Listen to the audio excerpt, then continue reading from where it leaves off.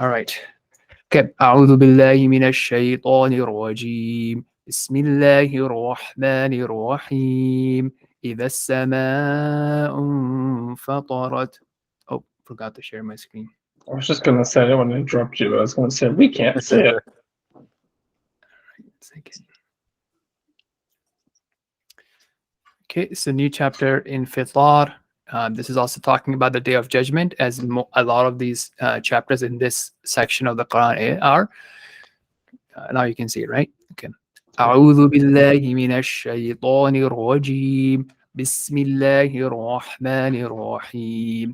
إذا السماء انفطرت وإذا الكواكب انتثرت وإذا البحار فجرت وإذا القبور بعثرت علمت نفس ما قدمت وأخرت يا أيها الإنسان ما غرك بربك الكريم.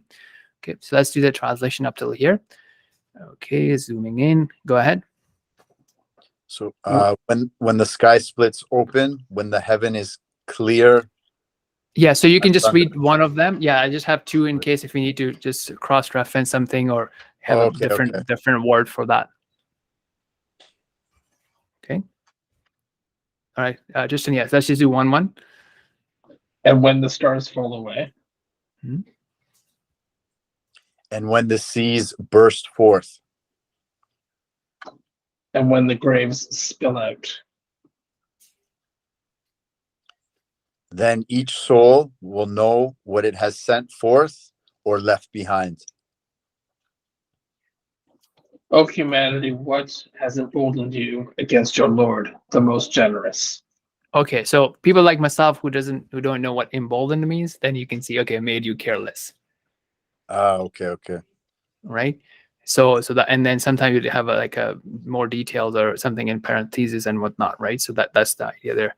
All right, and this is Quran.com, and I think I showed. So let's say if you want to go in to read some details about it, you can just click on those three dots and then go into tafsir, which means explanation, and that's something we can do as well. Okay, so as a recap, I think so. Basically, it's, to me, it's highlighting those four things that will happen, like kind of drawing the picture on that day of judgment, right?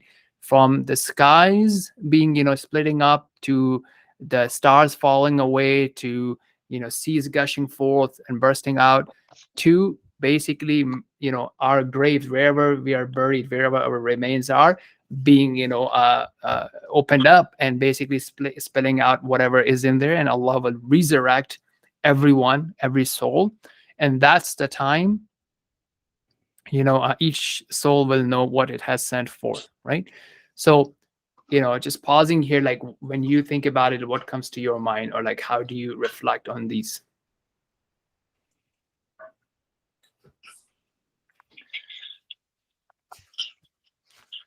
So, or the, this thing. So basically, I think the idea is like, let's say you're reading Quran, on a daily basis, come across it, what do you think?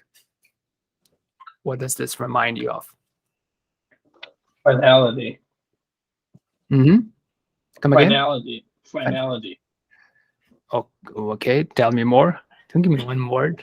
Well, finality in the sense that I mean, if you are living when this happens, then, well, basically that's when the gate closes, and this is when it's all finished and done. Or if you're dead, then this is the next. You're brought out of the grave, and this is the next step. But basically, anything that you were going to repent for, or pray for, or do anything is done. It's finished and it's over now. So we're on to the next stage. Okay, interesting. Yeah, so this is actually talking about that resurrection, right? So by then, everyone has died. There's no one alive, right? So everyone's died, and then everyone is being resurrected at that time, right? What about this verse 5? In terms of each soul will know what it has sent forth or left behind.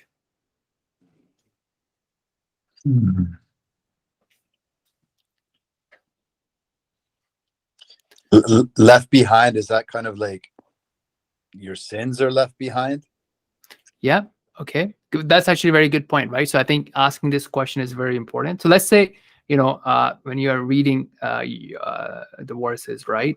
And then this question comes to your mind. So so before I even share my opinion, what I recall of this, here's what you can do, right? So if I click here, and I haven't done this, so we'll see what they have captured. Okay, so right here, alimat nafsim. Okay, see, so a person will know what he has sent forth and left behind. Meaning, when this happened, that this will occur, mankind should not forget about, as Allah says. Okay, they didn't explain that. Yeah, that was a really bad explanation. Mm-hmm.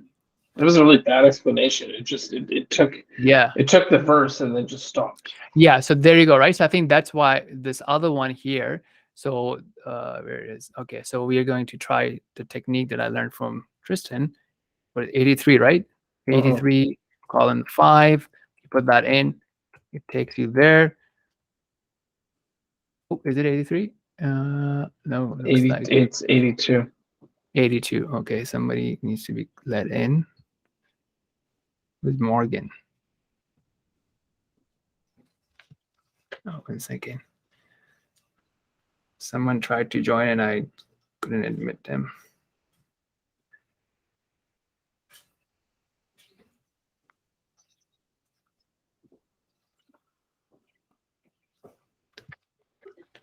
Okay, we'll see.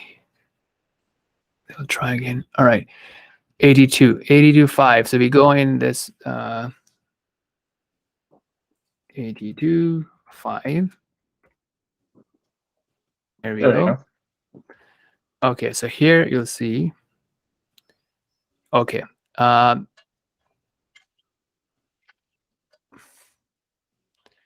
Okay, what it has gained or lost. The wrongdoer will bite on his hand when he sees that his deeds are invalid and his scales is light, and that his wrongdoings are piled up against him and his evil deeds have been presented to him. He will become certain of eternal doom and everlasting punishment. They're the pious who sent forth, right, righteous deed will attain great triumph and eternal bliss, and they will be saved from the punishment of hell. Now, I think I read somewhere that leaving behind is also your legacy, right? So in terms of the notion of Assalamu alaikum, Raj.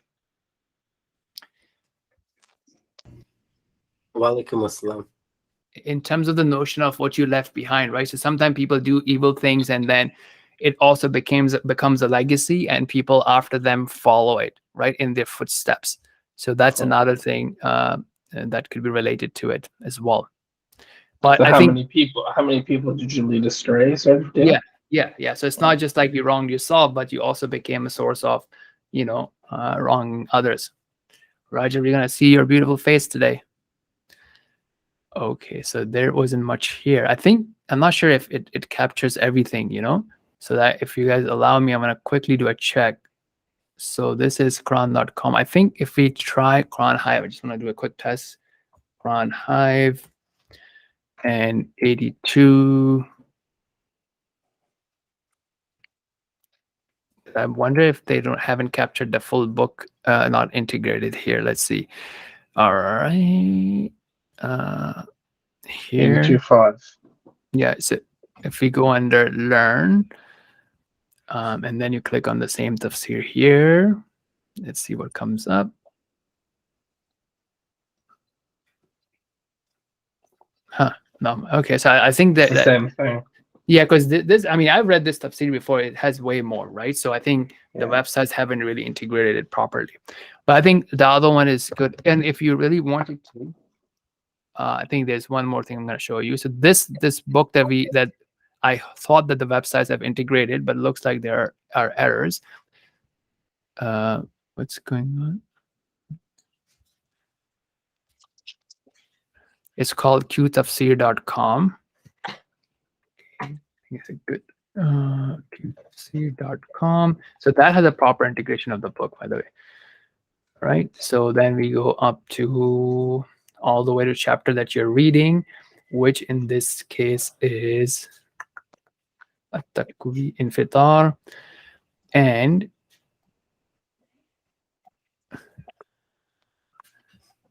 Okay. So I mean, it's not. I thought it's ordered with. Oh, you know why? Because this is M thing here, just a mobile version. Let's see if that fixes it. Not secure. Thank you for being patient. Like learning activity for me to see what things have changed from the last time I've taken a login for the here. Oh yeah, here. So you can select the worst number, right? So 5, boom. See how much more content there is. Let's see.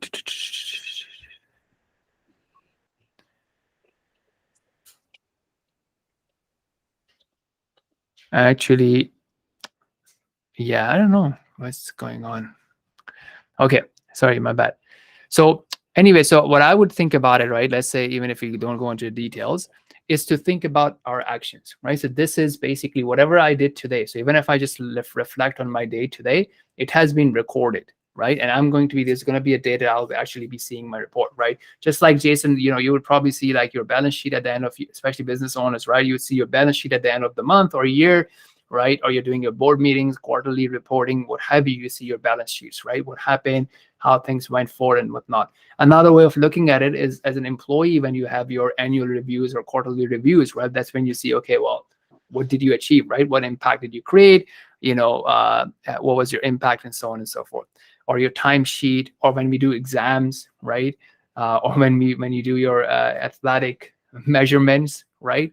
So that's when you get to know, like, all these efforts that you put in, and that one day you'll be actually facing those results.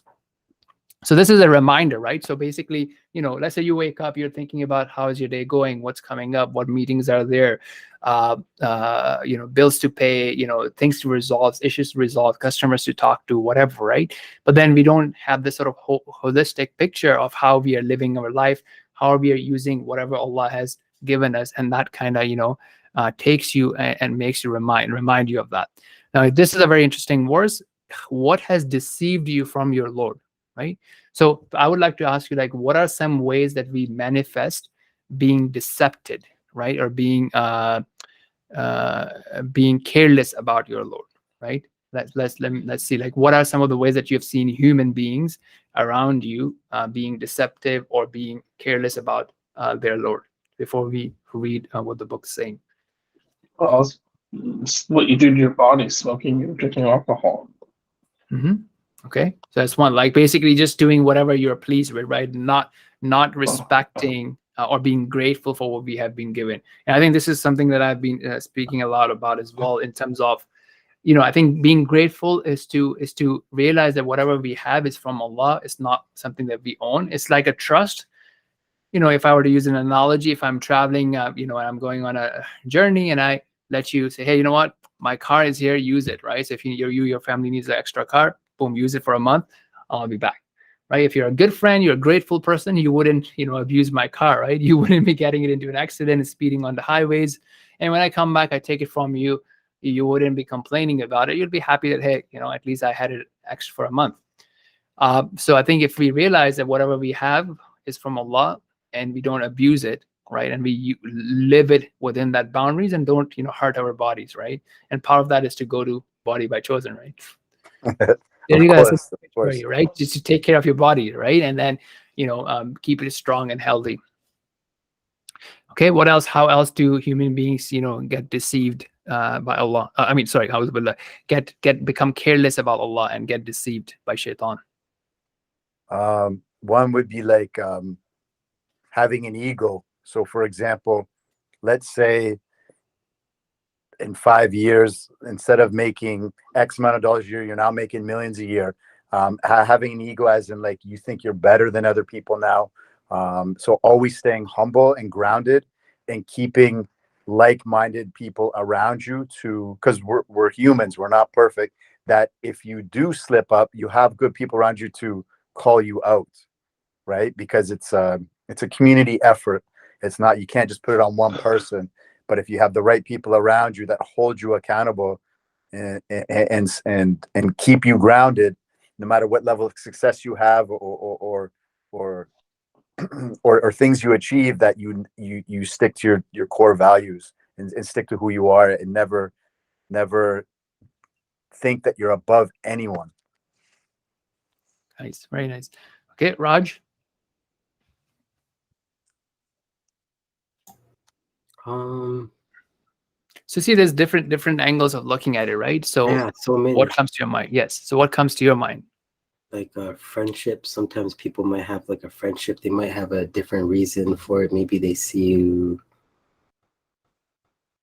like driving and they don't drive, and then they, I don't know, maybe they might have a different intention. Like maybe I can get a ride from this guy, or I don't know, maybe something small like that. But could be a deeper rooted reason of, I don't know. Like taking advantage or using somebody. Exactly. Yeah. Something. Yeah.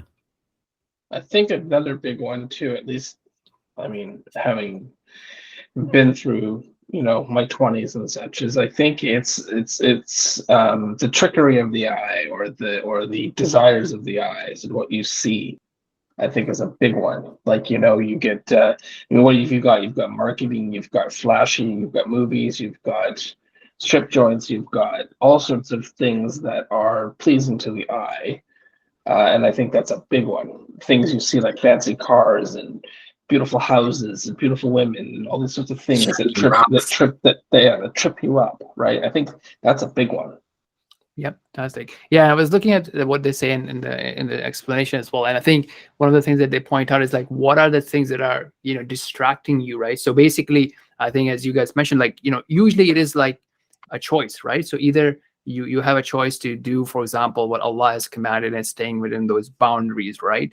And which is meant to make you successful. It's not meant to pull you down or to restrict you. It's actually meant to give you that holistic success.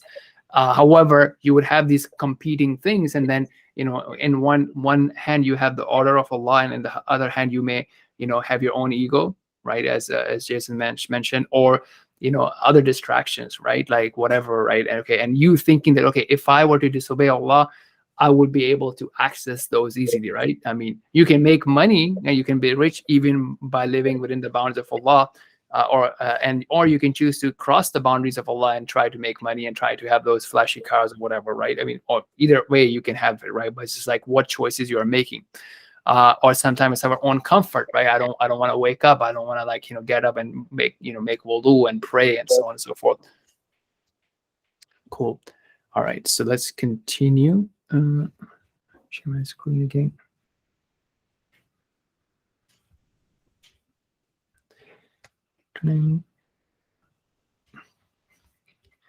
Okay, now it's going to actually describe some of the things that Allah subhanahu wa ta'ala has done, right? So الذي خلقك فسواك فعدلك. Go ahead and read the translations, one of you. Who created you, fashioned you, and perfected your design. All right, so again, just taking it back to what we were saying earlier about like whatever you have, right, and that you may be happy and appreciative of, whether your intelligence, your skills, your family, your looks, whatever it is that you feel the strongest about, remember where it all came from, right? And it says in verse number 8, في أي صورة ما شاء ركبك. Go ahead, Tristan. Mold you in whatever form he willed. كلا بل تكذبون بالدين. Raj? But no, in fact, you deny the final judgment. وإن عليكم لحافظين. While you are certainly observed by vigilant. كراما كاتبين. Honorable angels recording everything. يعلمون ما تفعلون. They know whatever you do. Okay, good. So let's do a quick recap here. So you deny the last day, right? So I mean, so Allah subhanahu wa ta'ala fashioned us, He created us, and people deny the last day, right? So there are some people who outright deny, they don't believe in resurrection, right? It's like, you live, what is it, YOLO, right? You only live once, sort of thing. But and then they don't think about like how can it be, right, that someone creating you, how can it be all so meaningless, and there being no final justice. So it says like you'll be brought to account for your deeds, for Allah has appointed for you noble angels, and they are recording, right? So every action that we do, what we say, it's being recorded. So what is appropriate on your part is to honor them and respect them. Okay. I had another thought there. Sorry. Right. So they're capturing what you're doing. You have these protectors over you who are honorable writers to capture. I think, I wanted to say, like, another way of like someone is not outright denying resurrection, but you could also have like you just live in a way as if there's no accountability, as if there's no tomorrow, right? As if there's no afterlife. And that's something that can come in from our actions, right? So sometimes we become forgetful that, hey, one day I have to die. It's not going to be forever, right? And what's that journey, what's that meeting is going to look like? And I think even from a worldly perspective, some people don't think about retirement, right? This is like, okay, let me just use my money for today and tomorrow and whatever. I don't want to plan for my retirement. But some people then do, but then they don't plan for retirement, after death.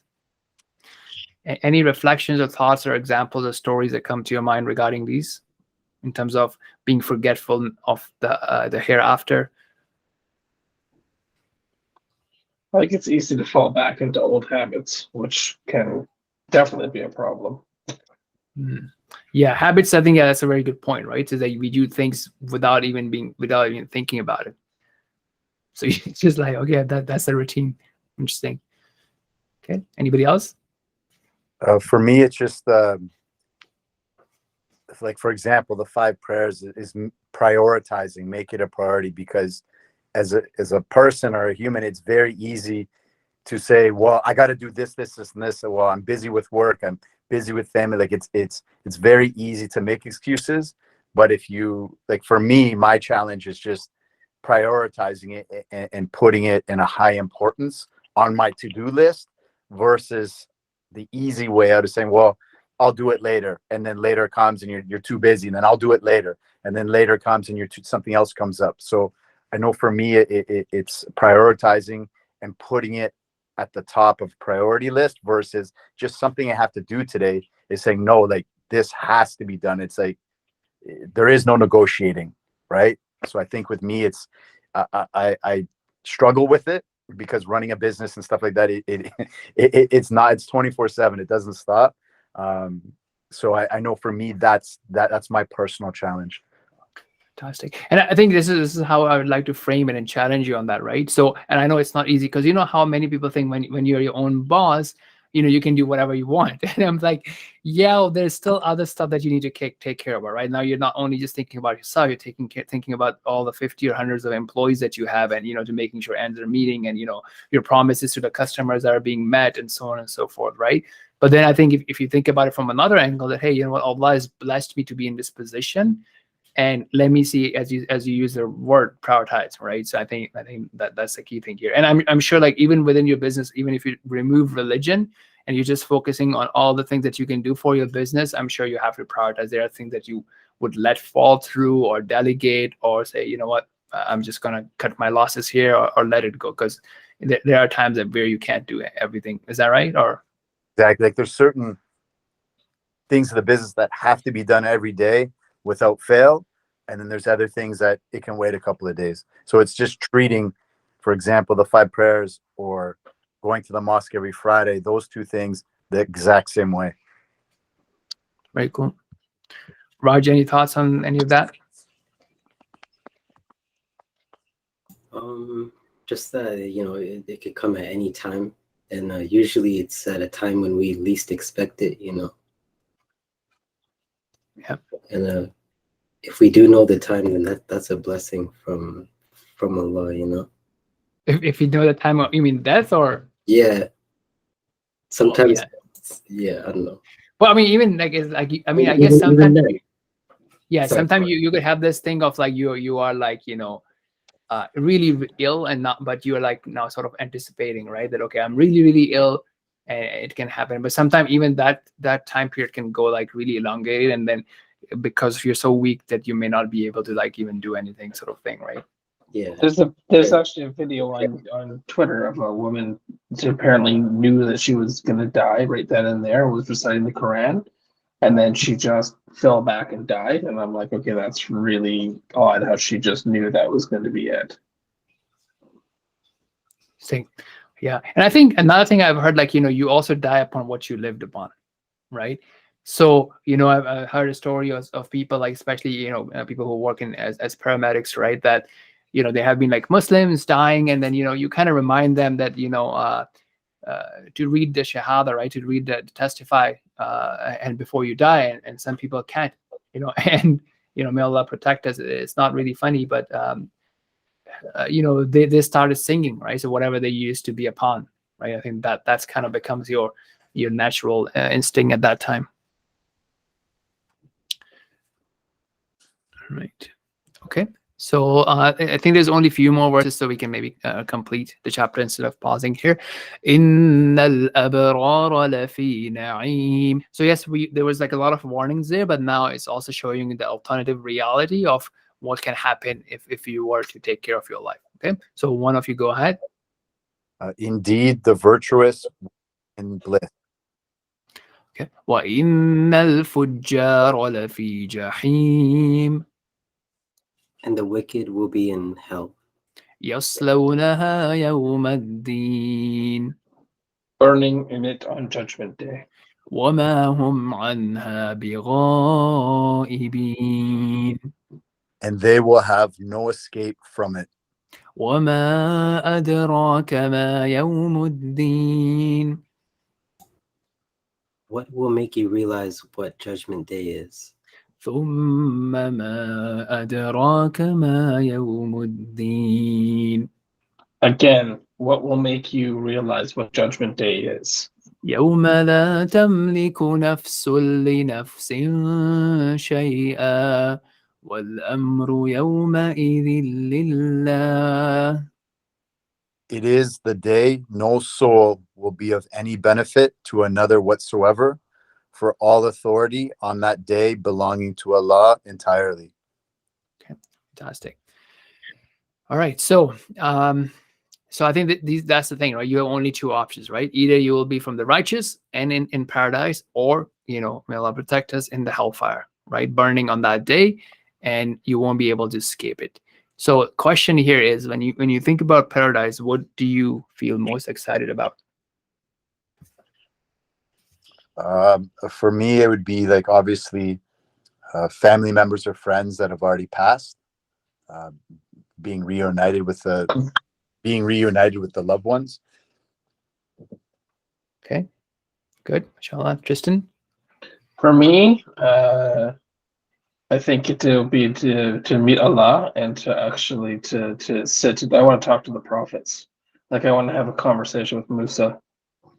Musa is Yeah, I do. I'm like, so did you know that that the sea was going to split? Like, did you know? Oh. Okay. All right, Raj? Just like they're released from all the problems and all the bad stuff and all the evil and all that.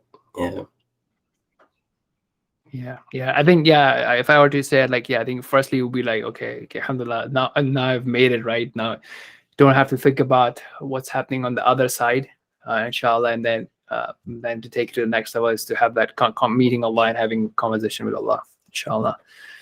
Nice. May Allah make us all from that, and may Allah unite us all there. Okay, so wama adraka. Okay, yeah, I think so. This is interesting, right? So when it comes to, for all authority and all judgment belongs to Allah on that day, and no soul, no other human being actually aiding you or helping you. I think these two things are really, really powerful. Before I comment, that I like to see, like, when you read those two things, what comes to your mind? Sorry, can you repeat that? When you... Yeah, so basically 18 and 19 are talking about two things. One, actually, no, sorry, 19 specifically, is that on that day, no soul will be of any benefit to another, right? Mm. And that next thing is like all authority on that day belongs to Allah entirely. So to me, basically, like if no soul, basically no other person can sway or change Allah's final decision, right? Like Mhm. your friends, your family members, no one, as we say now, no one can co-sign you. You know, it's up to Allah. Tristan, you're gonna say something? Well, I was gonna say when I thought on the Day of Judgment, I thought the prophet or a friend or something can speak as an intercessor on your behalf. Yes, right. That's a very good point. However, they will only do so for whom Allah allows, right? So they wouldn't go. So for example, like even Ibrahim alayhi salam, right? He wouldn't be interceding for his father, right? I mean, it wouldn't have an impact there. Okay. Yep. Raj, any thoughts? Just like because like in this world we can always ask for help from each other to get us out of problems and stuff, to somebody to lie for us and all that stuff, but I think at the end time, that's what it means. Like there's nobody that you're going to be able to ask for help or drag you out of your problems. Cool. You'll be forced to have to stand and face it. Mhm.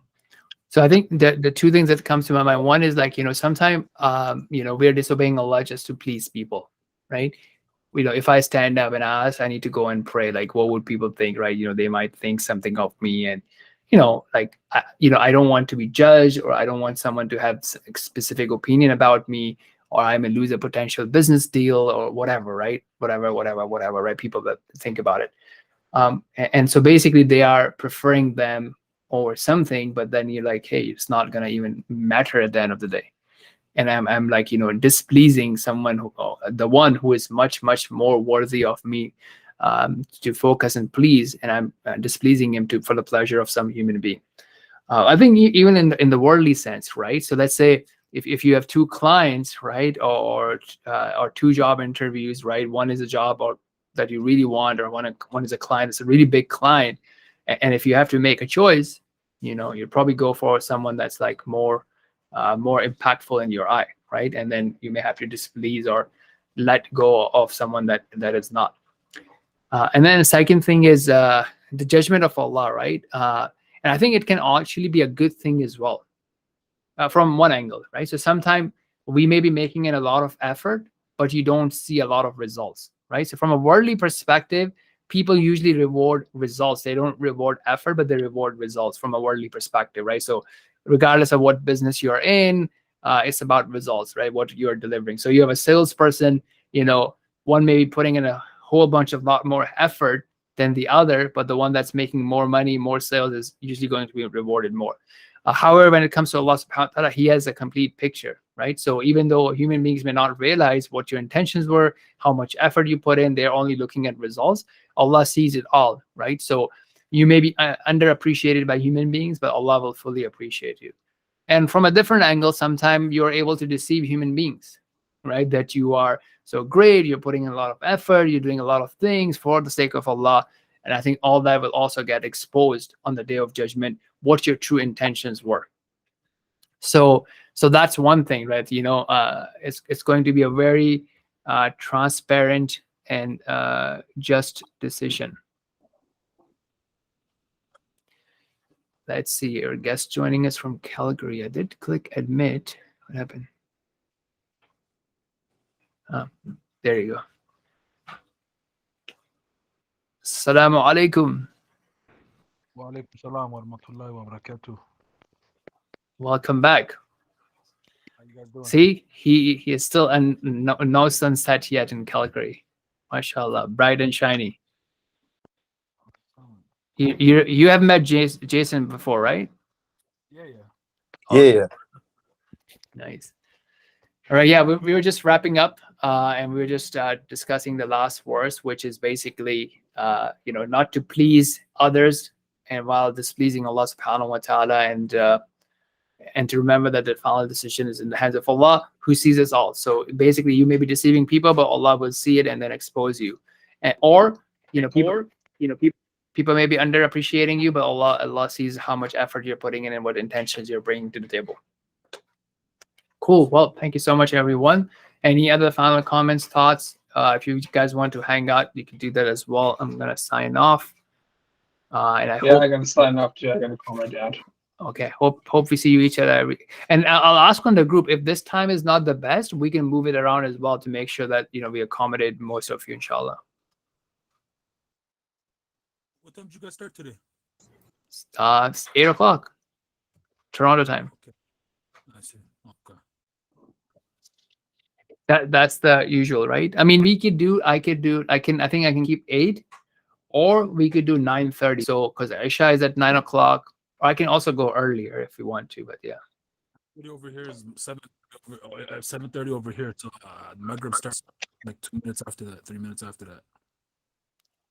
No, so when we are 8 o'clock, you are at 6, right? Yeah. No, if you are starting at 9:30, then it'd be 7:30 over Oh, here. okay. I see. Got it. Okay, I'll post it on the group. See if people have any preferences. 8 o'clock, 6 o'clock. I just forgot. I just went and made some dinner. That's why. All right. Okay, food distracted you. Exactly. Right. Good to see everybody. You guys take care. Alaikum. All right. Thanks, guys. Thank you. Thank Yeah. you for joining. We'll see y'all soon. Assalamu alaikum.